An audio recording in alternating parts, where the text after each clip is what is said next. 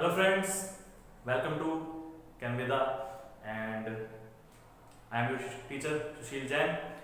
और I hope कि आपको कल का टॉपिक समझ में आया होगा, थोड़े बहुत डाउट्स भी आए होंगे आपके। आई होप, मैं नहीं कहता कि श्योर आपको 100% टॉपिक समझ में आ गया होगा वो क्रिस्टल क्लोज पैकिंग का, बट आई होप कि फिर भी आपको थोड़ा बहुत क्लियर हो गया होगा। मैंने जो उसमें वीडियो डाली है उसमें थोड़ी सी मैंने उसको फोकस को ब्लर रखा है ताकि आपका फोकस इमेजेस पे ज्यादा अच्छे जाए, वहां आप ज्यादा अच्छे समझ सको और कंफ्यूजन ना हो आपको बोर्ड वाले से और इमेज से। सिर्फ आप मेरी लैंग्वेज को सुनो, वर्ड को सुनो और साथ में इमेज को कंपेयर करो ताकि आपको थोड़ा सा डाउट जो है वो क्लियर हो जाए। ठीक है, तो उसके लिए थोड़ा सा आपको सॉरी भी बोल सकता हूँ कि जान के मैंने ऐसा किया, बट वो जान के समझाने के लिए आपको। ठीक है, अच्छा जी, आज का जो टॉपिक है वो टॉपिक आपका बहुत ज्यादा इंपॉर्टेंट है, खासकर जो बच्चे नीट और जेईई की प्रिपरेशन कर रहे हैं उनके लिए तो ये टॉपिक बहुत ही ज्यादा इंपॉर्टेंट है भाई। तो बहुत ध्यान से इस टॉपिक को समझिएगा कि टॉपिक है क्या और कैसे हम उसको समझेंगे आज। ठीक है, उससे फिर आगे जो टॉपिक आएंगे वो आपके और भी इंपॉर्टेंट हो जाएंगे। ठीक है, चलिए, कल मैंने आपको बताया था about the octahedral void and tetrahedral void. ये दो वर्ड मैंने आपको कल बताई थी जब हम क्लोज पैकिंग कर रहे थे। तो क्लोज पैकिंग के अंदर मैंने आपको दो तरह की वर्ड्स बताई थी, ऑक्टाहेड्रल और टेट्राहेड्रल। ऑक्टाहेड्रल वर्ड में क्या होता है कि एक जो वर्ड है, जो खाली स्पेस है, उस खाली स्पेस के अराउंड 6 पार्टिकल होते हैं। 3 पार्टिकल नीचे की तरफ होते हैं और 3 पार्टिकल उसके ऊपर की तरफ होते हैं। उसकी वजह से जो हमें शेप दिखती है वो लगभग हमें ऑक्टाहेड्रल शेप दिखती है। इस वजह से क्या बोलते हैं, इस वजह से हम ऑक्टाहेड्रल वर्ड बोलते हैं। दूसरा क्या है आपका, दूसरा आपका है टेट्राहेड्रल वर्ड। ओके, तो एक्चुअल में क्या है, एक्चुअल में आज का हमारा जो टॉपिक है उसमें हम दो चीजें सीखेंगे भाई। एक तो कि कोऑर्डिनेशन नंबर कैसे हम निकालते हैं, जो आपको डेफिनेशन सिखाई थी कि how to identify the coordination number. ठीक है, दूसरा फॉर्मूला कैसे हम किसी कंपाउंड का बता सकते हैं, किसी कंपाउंड का फॉर्मूला हम कैसे प्रिडिक्ट कर सकते हैं कि इसका क्या फॉर्मूला होगा। दूसरा, उसको हम आगे भी डिस्कस करेंगे फॉर्मूले के बारे में, लेकिन यहां फिलहाल मैं बात कर रहा हूं कैसे किसी कंपाउंड का फॉर्मूला डिस्कस करेंगे। एक तरह का मैंने आपको पहले भी करवाया था, 2 मैंने आपको पहले दिए थे कि कैसे आप फॉर्मूला पता कर सकते हो। इसी तरह से हम आगे भी सीखेंगे। और तीसरा, आप पता कर सकते हो कि उस स्ट्रक्चर में या किसी भी सॉलिड के अंदर कितनी ऑक्टाहेड्रल वर्ड होंगी, कितनी टेट्राहेड्रल वर्ड बनेगी, कहां बनेगी, वो बहुत इंपॉर्टेंट टॉपिक है। इसलिए मैंने बोला कि ये नीट और जेईई के लिए तो बहुत ही ज्यादा इंपॉर्टेंट टॉपिक है, क्योंकि ये टॉपिक आपको सॉलिड स्टेट के बारे में मोस्टली सारी इंफॉर्मेशन दे देता है। कोऑर्डिनेशन नंबर निकालना सिखा देता है, पार्टिकल्स की पैकिंग सिखा देता है, फेज स्टैंडर्ड कैसे होता है, बॉडी स्टैंडर्ड कैसे होता है, ऑक्टाहेड्रल वर्ड क्या होती है, कहां बनती है, टेट्राहेड्रल वर्ड क्या होती है, कहां बनती है, और किसी कंपाउंड का फॉर्मूला हम कैसे बता सकते हैं इससे। वो सब बातें आपको ये स्ट्रक्चर जो है वो बहुत आसानी से समझा देगा। ओके, तो आज का टॉपिक हमारा बहुत इंपॉर्टेंट है, ज्यादा टाइम वेस्ट नहीं करते हैं। मैंने आपको बता ही दिया कि हमें क्या सीखना है, उसी पे आज फोकस करते हैं। तो सबसे पहले मैं टॉपिक की हेडिंग लिखूंगा, और टॉपिक की हेडिंग क्या है हमारी, टॉपिक की हेडिंग है हमारी structures of some ionic solid भी बोल सकते हो आप, और क्रिस्टलाइन भी, बट क्योंकि क्रिस्टलाइन कई तरह के होते हैं, मॉलिक्यूलर भी होते हैं, कोवलेंट भी होते हैं, मेटेलिक भी होते हैं, लेकिन हम बात कर रहे हैं सिर्फ आयनिक की। वहीं से आपको ज्यादा अच्छे से समझ में आएगा सब चीजें, वॉइड्स वगैरह भी, इसलिए हम आयनिक की बात कर रहे हैं। तो सम आयनिक सॉलिड बहुत ही ज्यादा इंपॉर्टेंट टॉपिक है भैया, बहुत ही ज्यादा इंपॉर्टेंट टॉपिक है। जिसको सॉलिड स्टेट समझना है ना पूरा एक बार में, वो इनको समझ ले, सारा सॉलिड स्टेट पिछला सारा क्लियर हो जाएगा। क्लियर मतलब आ जाएगा भाई, कुछ तो जो क्लियर हो जाएगा, नहीं क्लियर नहीं होता है, मतलब अच्छे से आ जाएगा वो भी। ठीक है, इसमें हम दो तरह के कंपाउंड्स या दो तरह के सॉलिड के स्ट्रक्चर पढ़ते हैं। एक तो पढ़ते हैं ऐसे कंपाउंड जिनका फॉर्मूला इस तरह का हो, ए बी टाइप का। देखिए आयन है तो नॉर्मल सी बात है, सॉरी, देखिए आयन है तो नॉर्मल सी बात है, क्या होगा, आयन है तो आयन से होंगे, मतलब उसमें एक कैटायन होगा और एक एनायन होगा। तो पहले तो उन कंपाउंड्स को हम सीखेंगे। इसमें आपके 3 स्ट्रक्चर आते हैं जो आपको, जिससे आप बाकी सभी आयनिक सॉलिड कंपेयर कर सकते हो। इसमें सीखना क्या है, हम 3 सॉलिड पकड़ते हैं और उनसे आप बाकी सभी आयनिक सॉलिड को कंपेयर कर सकते हो जिनका फॉर्मूला ऐसा होगा ए बी टाइप का। ठीक है, वो किस किस के पढ़ने हैं आपको, एक तो आपको पढ़ना है NaCl का भाई, सबसे इंपॉर्टेंट तो यही है, क्योंकि इसमें एक NaCl है, मतलब इसी टाइप का है। दूसरा आपको सीखना है सीजियम क्लोराइड का, इसमें भी एक सीजियम क्लोराइड है। ठीक है, दोनों का डिफरेंट होता है भाई।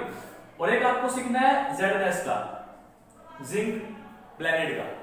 ठीक है, समझ में आ रहा है। 3 आपको सीखने ए बी टाइप में। NaCl का, सीजियम क्लोराइड का और जिंक सल्फाइड का। दूसरा आपको सीखना है टाइप Ab2 टाइप के, Ab2 टाइप के, जिसमें एक कैटायन हो, दो एनायन हो, या ये भी हो सकता है कि दो कैटायन हो, एक एनायन हो। तो इस तरह से जो आपको सीखना है, जैसे इसमें एग्जांपल बनता है हमारा एक तो कैल्शियम फ्लोराइड का, किसका बनता है, कैल्शियम फ्लोराइड का, और जो आपका दूसरा है उसमें आप एग्जांपल डाल सकते हो Na2O का। ठीक है, तो कुल मिला के हम ये 5 स्ट्रक्चर जो है वो सीखने हैं।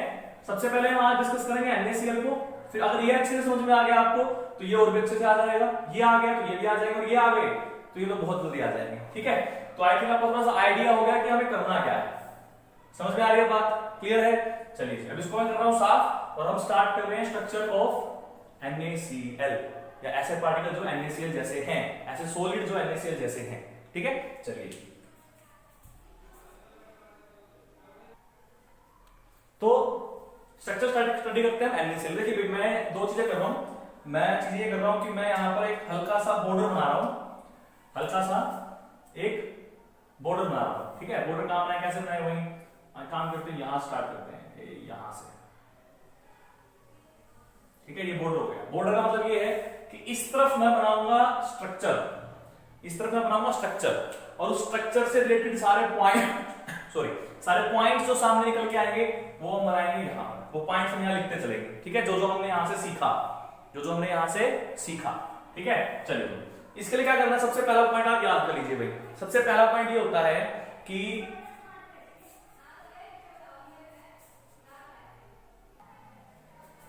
तो आपका जो NaCl होता है, आपका जो आपका NaCl होता है, वो NaCl आपका होता है भैया, कैसा स्ट्रक्चर होता है उसका, NaCl का क्या स्ट्रक्चर होता है, NaCl का स्ट्रक्चर होता है face centred cubic unit cell.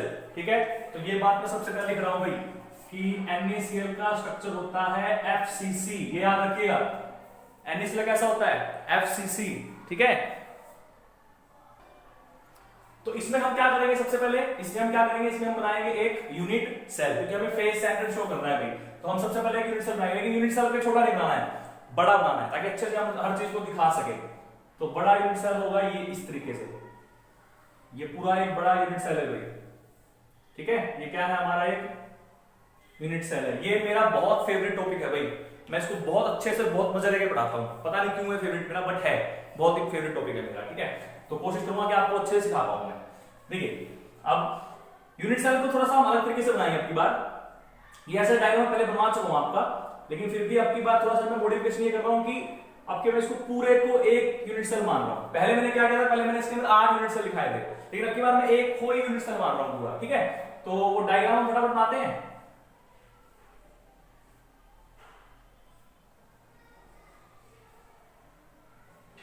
और प्रार्थना कीजिएगा कि वो अच्छा बने। ठीक है, कैसा बने, अच्छा बने, क्योंकि अच्छा बनेगा तो अच्छा समझ में आएगा, अच्छा समझ में आएगा तो पेपर में अच्छे नंबर आएंगे, पेपर में नंबर अच्छे आएंगे तो आपका नाम अच्छा होगा, आपका नाम अच्छा होगा तो भाई थोड़ा बहुत मेरा नाम भी अच्छा होगा कि पढ़ाया किसने था, भैया कोई सुशील सर है, उन्होंने पढ़ाया था। ठीक है ना, तो कितना कितना अच्छा होगा एक डायग्राम के अच्छा बनने से, है ना। तो आई थिंक लगभग हमारा कंप्लीट हो गया, लगभग बस एक लास्ट स्टेप रह गया।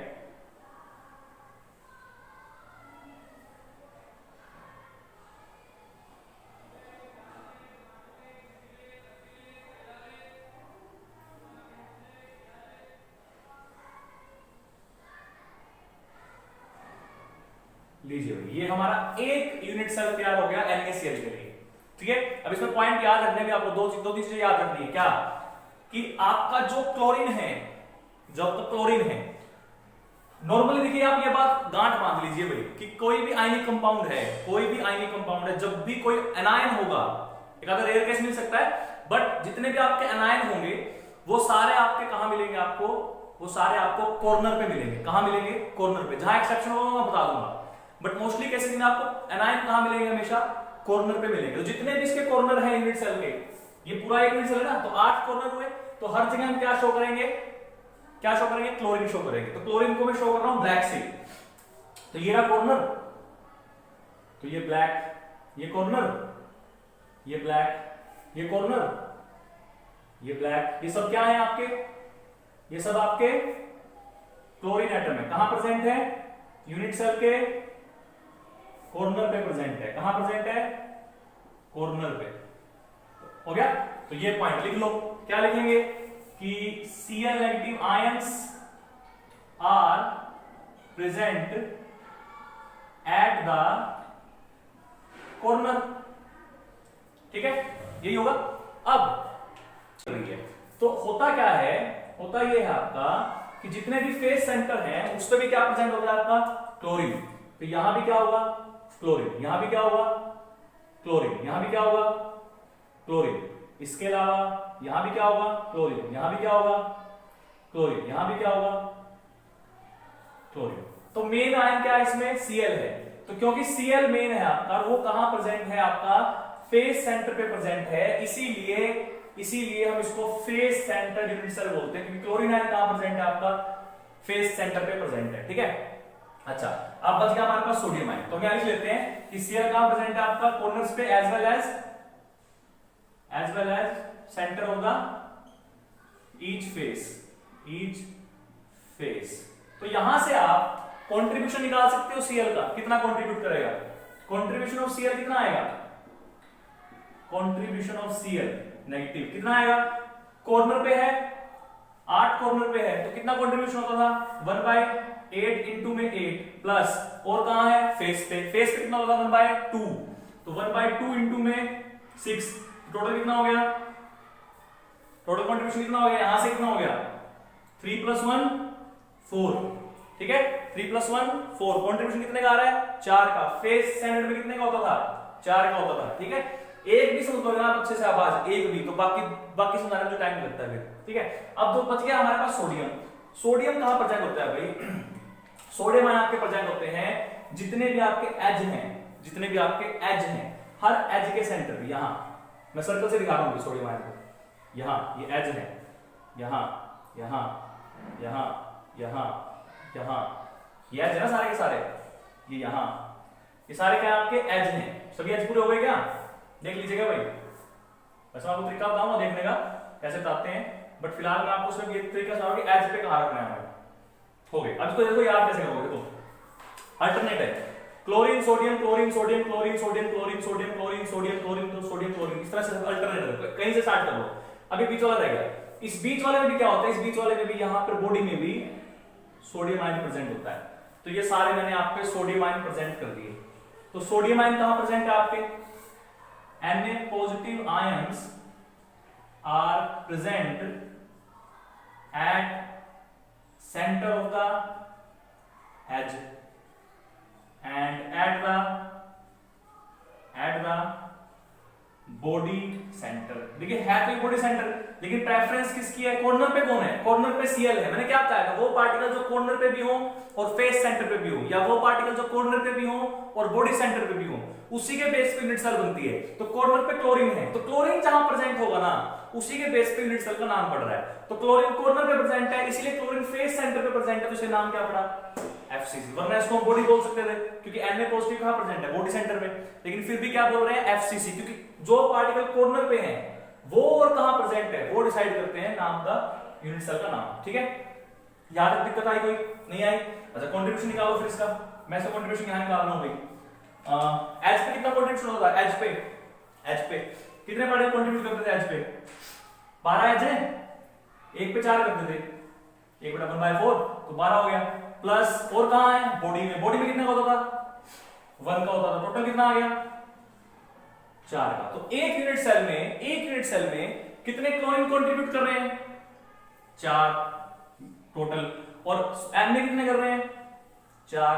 तो इस कंट्रीब्यूशन का रेशियो निकाल दो, क्या रेशियो आएगा, 4:4। याद रखना है भाई, NaCl के स्ट्रक्चर में कंट्रीब्यूशन का रेशियो क्या होता है, NaCl के स्ट्रक्चर में कंट्रीब्यूशन का रेशियो होता है 4:4 या 1:1। इसीलिए NaCl का फॉर्मूला क्या है, NaCl है। ठीक है, यहां से एक तो फॉर्मूला हम डिसाइड कर सकते हैं क्या फॉर्मूला आएगा। इसके अलावा एक चीज और देखिए आप ध्यान से, बहुत ध्यान से देखिएगा भाई, बहुत इंपॉर्टेंट चीज है। देखो एक सोडियम आयन के आसपास कितने क्लोरीन है, एक सोडियम आयन के आसपास बिल्कुल उसके साथ में लगती है, वो कितने हैं? देखो इसको देख लो, 1 2 3 4 5 और 6। तो एक सोडियम के आसपास कितने क्लोरीन है? 6। तो सोडियम आयन का कोऑर्डिनेशन नंबर कितना हो गया? 6 हो गया। तो ये मैं यहां लिख रहा हूं उसको साफ करके, आई थिंक ये आपने नोट कर लिया होगा।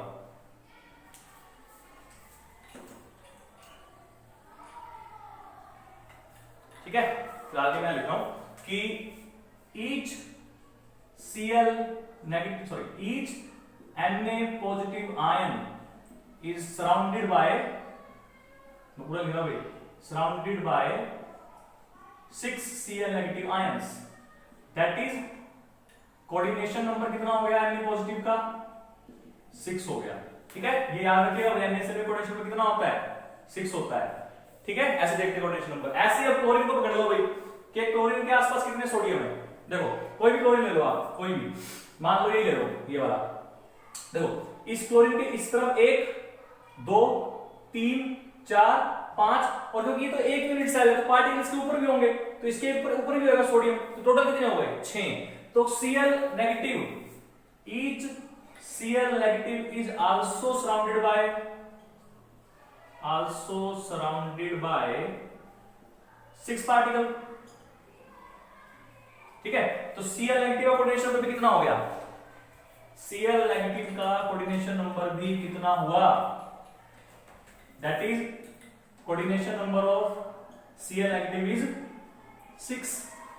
ठीक है, तो Cl का भी कितना होता है? 6 होता है। Na का कितना होता है? 6 होता है। तो रेशो क्या आ रही है फिर दोबारा से? 1:1 आ रही है। तो कंट्रीब्यूशन की रेशो भी कितनी आ रही थी? 1:1, और कोऑर्डिनेशन नंबर की रेशो भी क्या आ रही है? 1:1। इसलिए फॉर्मूला क्या बनता है हमारा? NaCl। समझ में आ रहा है? क्लियर हो गया? यहां तक समझ में आया अच्छे से? अच्छा जी। उसके बाद एक चीज और बताई जाएगी बस आपको। ठीक है, तो यहां से हमने कंट्रीब्यूशन चेक कर लिया, कोऑर्डिनेशन नंबर निकालना सीख लिया कैसे करते हैं। ठीक है, अब बात करते हैं किसकी? एक नए टॉपिक, इसी में टॉपिक हो रहता है बस हमारा। अब हमें समझना है इसके अंदर ऑक्टाहेड्रल वॉइड कैसे बनती है या कहां बनती है, और टेट्राहेड्रल वॉइड कैसे बनती है और कहां बनती है। किस्मत से इस स्ट्रक्चर में टेट्राहेड्रल वॉइड नहीं बनती है।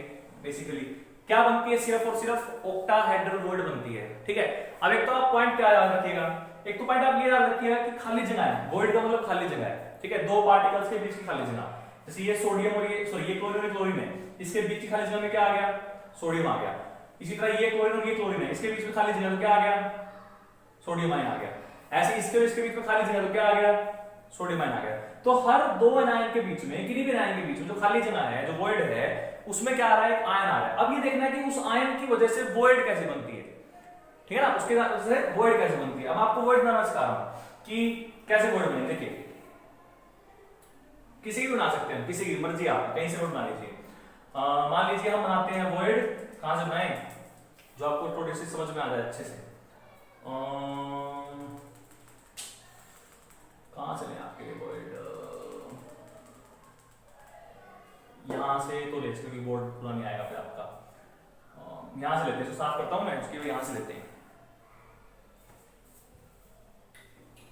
इसको साफ कर रहा हूं मैं। देखिए भाई, वॉइड कैसे बनी थी। ये खाली जगह है, इसके इसके इसके 3, तो ये चौथा, ये 4, 1 2 3, सॉरी 4 तो ये हो गए। अब देखो अल्टरनेट है ना, सोडियम क्लोरीन सोडियम, तो इसके बाद यहां क्या होगा? क्या होगा आगे? क्लोरीन होगा। तो यहां क्या ड्रा कर सकता हूं मैं? क्लोरीन ड्रॉ कर दिया। ठीक है, सेम बात है। अच्छा अब यहां देखो सोडियम क्लोरीन सोडियम, तो इसके ऊपर क्या होगा? इसके ऊपर यहां पे क्या होगा? क्लोरीन होगा। कोई नेक्स्ट यूनिट सेल का कंट्रीब्यूशन सारा ऐसे ही करते हैं ना भाई, ये पूरा थोड़ी है, इसका थोड़ा बहुत हिस्सा इस हिस्से में आ रहा है, ऊपर जा रहा होगा। मतलब एक सोडियम आयन जो ये 6 क्लोरीन एटम हैं, इनके बीच में जो स्पेस खाली बना है उसके बीच में आ गया ये वाला। तो अब आपको समझ में आएगा कि एल सेंटर पे कैसे आ रहा है, क्योंकि जो ये 6 सोडियम आयन है, इनके बीच में जो खाली जगह बनी उससे क्या बना, उसके अंदर हमने सोडियम भर दिया। सारे ऐसे हैं भाई, मैं सबका दिखा देता हूँ आपको, लेकिन मैं समझाने के लिए सिर्फ इसका दिखा रहा हूँ। देखिए इनको जोड़ लीजिए, ठीक है, ऐसे हो, ये ऐसे, ये ऐसे, ये ऐसे और ये ऐसे, ठीक है। और ये आपका अब जो है वो इससे जुड़ा हुआ है इस तरीके से। तो यहां से हम क्या बना सकते हैं, यहां से हम एक ऑक्टाहेड्रल शेप बना सकते हैं। ये ऐसे हो गई और ये ऐसे हो गई, ठीक है। 4 तो ये बन गई और फिर 4 नीचे से बनेगी, देखो 1, फिर ये 2, फिर ये 3 और फिर ये 4, देखो ये बन गई ना। मैं डायग्राम ऐसे बना सकता हूँ भाई, ज्यादा अच्छे से बना नहीं सकता हूँ मैं, बट फिर मैंने कोशिश किया बनाने के लिए। कुछ ऐसा दिखेगा आपको, ये क्लोरीन, एक ये क्लोरीन, एक ये क्लोरीन, एक ये क्लोरीन, ये 4 तो इस तरीके से बना रहे हैं। एक इसके ऊपर है तो वो इन चारों से जुड़ा हुआ है भाई, ऐसे, और एक इसके नीचे है वो इन चारों से जुड़ा हुआ है भाई, ऐसे। तो ये जो शेप बनती है कैसे बनती है आपकी, ऑक्टाहेड्रल शेप बनती है। मतलब सोडियम आयन कहां प्रेजेंट है, ऑक्टाहेड्रल वॉइड में प्रेजेंट है। ऑक्टाहेड्रल वॉइड बताया ना क्या होता है, 6 पार्टिकल से सराउंडेड हो। देखो 6 पार्टिकल सराउंड कैसे है, 1 2 3 4 5 6, इन 6 पार्टिकल के बीच में जो स्पेस बचा है, इस स्पेस में क्या भर दिया हमने, सोडियम आयन को भर दिया। किसी को बना के देख सकते हो आप, इसको बनाते देखो तो 1 2 3 4, एक 5 और एक ऊपर नीचे ऊपर 6, किसी को पकड़ो, किसी को, इसको देखो, देखो 1 2 3 4 5 और 6, देखो ये भी ऑक्टेट वर्ड में आता है। अगर मैं इसको जोड़ता तो आप इसको भी दिखा सकते थे। तो हर एक सोडियम आयन जो है, हर एक सोडियम आयन जो है वो कहां प्रेजेंट है, वो ऑक्टाहेड्रल वॉइड्स पे प्रेजेंट है। ये पॉइंट लिख लीजिए, ठीक है। मैं इसको साफ कर देता हूं फटाफट। देखिए कितना इंपॉर्टेंट स्ट्रक्चर है, अगर पूरा एक लेक्चर इस पर चला गया अच्छे से समझने के लिए। तो all the sodium ions are present at the octahedral void.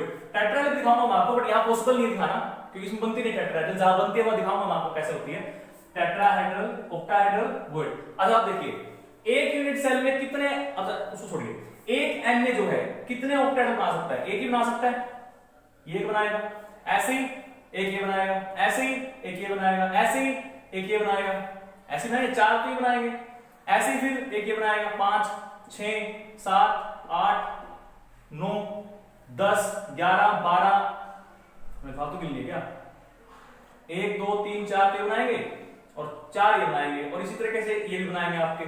तो सारे के सारे सोडियम आयन क्या कर सकते हैं, सारे के सारे सोडियम आयन आपके ऑक्टाहेड्रल वॉइड जो है वो बनाएंगे। तो वही मैंने लिखा है कि all the Na positive ions are present at the octahedral voids. अब एक यूनिट सेल में कितने ऑक्टाहेड्रल वॉइड बनेंगे, एक यूनिट सेल में कितने, ये बहुत इंपॉर्टेंट टॉपिक है कि एक यूनिट सेल में कितने ऑक्टाहेड्रल वॉइड बनेंगे। Na का एक यूनिट सेल में कंट्रीब्यूशन कितना था, Na पॉजिटिव आयन का 4 का था, एक Na पॉजिटिव आयन का कंट्रीब्यूशन जो था Na पॉजिटिव आयन का एक यूनिट सेल में कितना 4 का था। तो अगर एक यूनिट सेल में Na 4 है तो ऑक्टाहेड्रल वॉइड भी कितनी बनेगी, कितनी बनेगी, 4 बनेगी। और एक खास बात याद रखो भाई, FCC के लिए कंट्रीब्यूशन कितना होता था, 4 ही होता था, 4 ही होता था, है ना। इसका मतलब यहां से क्या कंक्लूजन निकलता है भाई, किसी भी यूनिट सेल में कितनी ऑक्टाहेड्रल वॉइड होंगी, किसी भी यूनिट सेल में कितनी ऑक्टाहेड्रल वॉइड होंगी, कितनी होंगी, इक्वल होगा उसके यूनिट सेल के नाम के, ठीक है। टाइप ऑफ यूनिट सेल कौन सा है, FCC है तो 4 है, यूनिट सेल बॉडी सेंटर्ड है तो 2 है, इस तरीके से, ठीक है। या नंबर ऑफ पार्टिकल्स कितने कंट्रीब्यूट कर रहे हैं, नंबर ऑफ पार्टिकल्स कितने, ये बहुत इंपॉर्टेंट फॉर्मूला है भाई, ऑक्टाहेड्रल निकालना है। कैसे आया, इसलिए मैंने इसलिए पहले ये स्ट्रक्चर करवाया, वरना आपको डायरेक्ट याद भी दिलवा सकता था कि ऑक्टाहेड्रल कैसे निकालते हैं। याद बात समझ आ गई, ठीक है। एक बार चेक कर लेते हैं इसको, मुझे थोड़ा डाउट लग रहा है। तो ये हमारा बिल्कुल ठीक है भाई, ऐसे होता है। तो ऑक्टाहेड्रल वॉइड किसी भी यूनिट सेल में निकाल लिया तो क्या करेंगे, ये पता कर लेंगे उस पार्टिकल में कंट्रीब्यूट कितना कर रहे हैं। पार्टिकल कंट्रीब्यूट 2 कर रहे हैं तो ऑक्टाहेड्रल वॉइड कितनी, 2 ही होंगी, 4 करें 4 होएगा, ये 2 ही नंबर हमारे पास आए थे, 2 और 4, ठीक है। तो ये तो हो गया हमारे पास ऑक्टाहेड्रल वॉइड। टेट्राहेड्रल का भी आपको फार्मूला बता देता हूं भाई, सीधा ही, यूज उसको बाद में करेंगे, बट मैं आपको इसका पहले फार्मूला दे देता हूं। किसी भी यूनिट सेल में टेट्राहेड्रल वॉइड अगर प्रेजेंट है, किसी भी यूनिट सेल में अगर टेट्राहेड्रल वॉइड प्रेजेंट है अगर, तो वो कितनी होंगी हमेशा, टेट्राहेड्रल वॉइड जो होंगी वो डबल होंगी भाई ऑक्टाहेड्रल वॉइड की, अगर है प्रेजेंट तो। अगर है प्रेजेंट तो, नहीं है फिर तो कोई बात ही नहीं, जिसमें नहीं है तो उसमें नहीं है, बट अगर प्रेजेंट है तो कितनी होंगी वो, डबल होंगी, twice of octahedral void. Okay, या फिर क्या कह सकते हैं, twice of number of particles contribute कितना कर रहे हैं। तो ये सारे पॉइंट्स जो मैंने आपको लिखवाए हैं वही लिख लीजिएगा, स्ट्रक्चर बनाइएगा और उसमें लिख लीजिएगा, ठीक है। तो इसमें हमें सिर्फ यही याद रखना है कि भाई कोऑर्डिनेशन नंबर कितना होता है, और कोऑर्डिनेशन तो 6 होता है ना, ठीक है 6 होता था, और कंट्रीब्यूशन कितने का होता है, 4 का होता है। कोऑर्डिनेशन कितना होता है, 6 का, और कंट्रीब्यूशन कितना होता है, 4। तो ये याद रखना। दूसरा क्या रखना है कि Cl कहां प्रेजेंट होते हैं, कॉर्नर पे और फेस सेंटर पे। Na कहां प्रेजेंट होते हैं, एज सेंटर पे और बॉडी सेंटर पे। ऑक्टेट्राहेड्रल वॉइड कितनी बनती है इसमें, 4 बनती हैं एक यूनिट सेल में, ठीक है। और टेट्राहेड्रल कितनी बन सकती है उसकी, डबल। बस ये सारे पॉइंट्स है, स्ट्रक्चर याद करना है। तो आई थिंक आपको आज एक स्ट्रक्चर समझ में आ गया होगा, कल मैं इसके बाकी स्ट्रक्चर समझाऊंगा आपको, सीजियम क्लोराइड का और जिंक प्लैनेट का, बहुत आसान है। और ये समझ में आ गया तो वो अच्छे से आ जाएंगे, वो एक बार में आ जाएंगे, उनके बारे में मुझे ज्यादा एक्सप्लेन करने की जरूरत नहीं है, फटाफट मैं बस स्ट्रक्चर बनाऊंगा, बता दूंगा कि कहां कौन सा रखना है, ठीक है। तो इसको समझिएगा अच्छे से, क्लियर कीजिएगा, डाउट्स लीजिएगा मुझसे, कुछ समझ में ना आए तो, और चैनल को शेयर कीजिए भाई, सब्सक्राइब भी करवाइए, सब्सक्राइब नहीं करवा रहे हैं आप, अपने फ्रेंड्स को बोलिए कि सब्सक्राइब करें, ठीक है। तो कल मिलते हैं नए स्ट्रक्चर्स के साथ। आई थिंक आपको कुछ मजा आया होगा, इंटरेस्टिंग लगा होगा, तो ऑल द बेस्ट, मिलते हैं कल।